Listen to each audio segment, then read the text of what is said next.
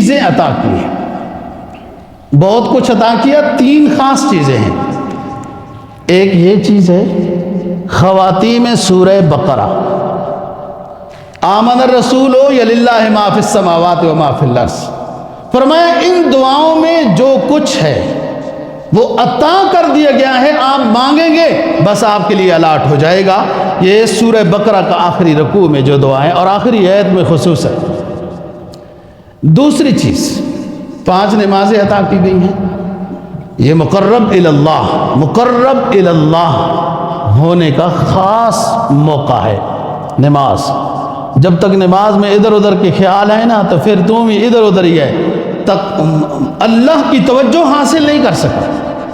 اللہ تعالیٰ کی توجہ وہ بندہ اپنی طرف مرکوز کرا سکتا ہے جس کی نماز میں کوئی غیر کا خیال نہ آئے۔ اپنی نماز کا ہر بندہ جائزہ لے سکتا ہے۔